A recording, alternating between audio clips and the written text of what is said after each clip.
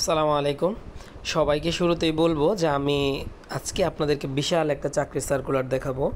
আপনারা বলতেছেন যে সার্কুলার নাই, এইটা একটু দেখেন। অফিস সহায়ক, তো অফিস সহায়কে এখানে যখন আপনি আবেদন করবেন, এখানে মোটামুটি বড় একটা সার্কুলার ৭৬ জনের স্বীকৃত বোর্ড হতে মাধ্যমিক স্কুল সার্টিফিকেট বা সমমানের পরীক্ষা উত্তীর্ণ, কোনো অভিজ্ঞতা লাগবে না, কোনো কিছু লাগবে না। যাদের ডিপ্লোমা পাস তারাও আবেদন করতে পারবেন, যারা এইচএসসি মানে ইন্টার পাস করছে তারাও আবেদন করতে পারবে।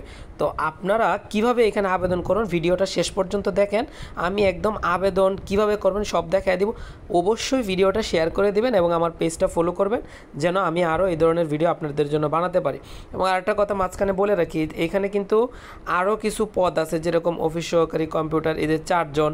তো আপনারা চাইলে ছোটো পোস্টগুলোতে আবেদন করতে পারেন। এখন ছোটো যে পোস্টগুলো, এখানে কিন্তু আবার শর্ত আছে। আপনার দক্ষতা থাকতে হবে, প্রতি মিনিটে 20টা অক্ষর লেখার যোগ্যতা থাকতে হবে। আর এখানে 6 নাম্বার যে পদটা আছে, এইখানে কোনো যোগ্যতা নাই, সবাই আবেদন করতে পারবে। হ্যাঁ, সবাই।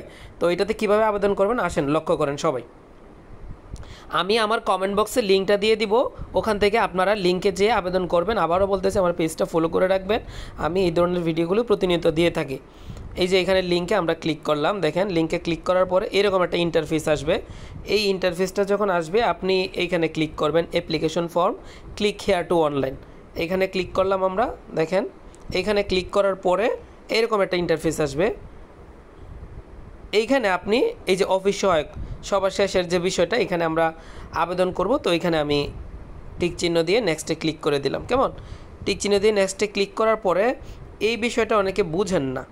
হ্যাঁ, এই বিষয়টা হচ্ছে কি, যে যদি আপনি আগে আবেদন করে থাকেন, তাহলে শুধুমাত্র এখানে ইয়েসে ক্লিক করলেই আপনার তথ্যগুলো অটোমেটিক ফিল আপ হয়ে যাবে। মানে আগে যদি আপনি কর্মীটলা, এই যে জেনারেল হসপিটালে আগে আবেদন করে থাকেন, এইখানে ইএসএ ক্লিক করলে অটোমেটিক ফিল আপ হয়ে যাবে। তো আমি এখানে দেখাবো যে আমি আগে আবেদন করি না, নতুন করে করব।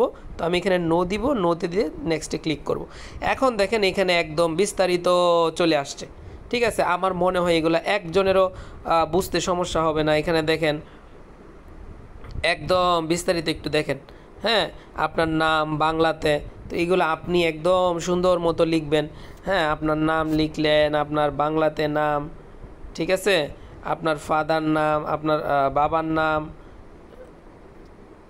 এইভাবে আপনি প্রতিটা ঘর কি বলে ফিল আপ করবেন, প্রত্যেকটা ঘর ফিল আপ করবেন।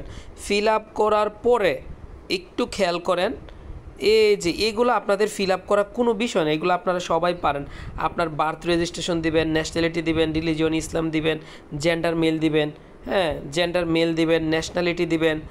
বার্থ রেজিস্ট্রেশন দিলেও হবে, না দিলেও হবে। পাসপোর্ট আইডি দিলেও হবে, এই যে পাসপোর্ট আইডি যেটা, এটা না দিলেও হবে। এবং আপনার বার্থ রেজিস্ট্রেশন না দিলেও হবে। আপনার ন্যাশনাল আইডি, ভোটার আইডি কার্ডটা দিলেই হবে। এরপরে আপনার এখানে মেরিডিয়াল স্ট্যাটাস আছে, এইটা দিবেন। আপনার মোবাইল নাম্বার দিবেন, মোবাইল নাম্বারটা আবার কনফার্ম করবেন। আপনার একটা ইমেল অ্যাড্রেস দিবেন, আপনার কোনো কোটা আছে কিনা এটা দিবেন।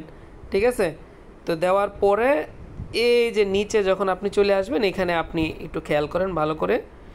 এখানে আপনার প্রেজেন্ট অ্যাড্রেস দিবেন, আপনার পোস্ট অফিস, বাসার ঠিকানা। এরপরে একটু ছোট্ট করে খেয়াল করেন, এই যে এখানে সেম এজ, এখানে ক্লিক করলে আপনি চাইলে প্রেজেন্ট পারমানেন্ট অ্যাড্রেস একই দিতে পারেন। সেম এজে ক্লিক করলেই এটা পারমানেন্টটা অটোমেটিক ফিল আপ হয়ে যাবে। এরপর আপনি এখানে দেখেন এসএসসি ইকুইভ্যালেন্ট, এখানে আপনার রোল রেজিস্ট্রেশন দিবেন। এরপর আপনি নিচের দিকে যান, যে আপনার এই যে এখানে যদি আপনি একটা টিক চিহ্ন দেন, এই যে এখানে যদি টিক চিহ্ন দেন যে এইচএসসি ইকুইভ্যালেন্ট, এই পর্যন্ত আপনার ফিল আপ করলেই হবে। এই যে দেখেন টিক চিহ্ন দিলে এটা খুলে দিছে আমাকে। এখন যারা ডিপ্লোমা আবেদন করবেন, এই যে ডিপ্লোমা ইন ইঞ্জিনিয়ারিং দেখছেন, এখন ডিপ্লোমা আমার রোল মনে করেন যে ৭৬, ৪৪, ৫৫, আমি আমার রোল দিলাম। আমার সাবজেক্ট কি, ডিপ্লোমায় দেখেন সিভিল টেকনোলজি, অটোমেটিক। এটা কিন্তু ইন্টার সমমান সার্কুলার, কিন্তু অটোমেটিক কিন্তু চলে আসতেছে। এরপরে ধরেন আপনার আমাদের বোর্ড কি, যে সবার নিচে যায় দেখেন। হ্যাঁ, আমাদের এই বোর্ডটা কিন্তু এটা দিতে হবে আপনার বিটিইবি। তো এখান থেকে আপনি এই বোর্ডটা দিবেন বিটিইবি। এরপরে আপনার রেজাল্ট কত, যেমন আউট অফ 4, আমাদের ডিপ্লোমা কিন্তু আউট অফ 4, আউট অফ 4-এর মধ্যে আমার রেজাল্ট ছিল 3.92। তো আমি এই যে এখানে 3.92 দেখেন দিয়ে দিছি, ভালো মতো খেয়াল করেন। এই যে দেখেন আমি 3.92 দিয়ে দিছি। কেমন? এরপর আমাদের পাসিং ইয়ার, যেমন আমার পাসিং ইয়ার ছিল 17, আমি এখানে দিয়ে দিছি। এইভাবে আপনারা এটা ফিল আপ করেন। ফিল আপ করার পরে কিচ্ছু না, লাস্টে শুধু এই যে এই লেখাটা, এই লেখাটা শুধুমাত্র এখানে আপনি বসাবেন, একদম যা আছে হুবহু হুবহু এখানে বসাবেন। যেমন এখানে আছে ডিএস BSPD। বাস এটা লেখার পরে এইখানে একটু খেয়াল করেন, এখানে একটা টিক চিহ্ন আছে, এই টিক চিহ্নটার মধ্যে ক্লিক করবেন, এরপরে আপনি সাবমিট দিয়ে দেবেন। বাস আপনার আবেদনের শেষ। এরপরে ওনারাই আপনাকে একটা SMS দিবে, আপনার আবেদনের কপির নিচে সুন্দর মতো লিখে দিবে যে আপনি কিভাবে টাকা পাঠাবেন। টাকা পাঠানো নিয়ে দরকার পড়লে আমি আরেকটা ভিডিও বানাবো। তো আপনারা এইভাবে চাইলে এখানে আবেদন করতে পারেন। বিশাল একটা সার্কুলার।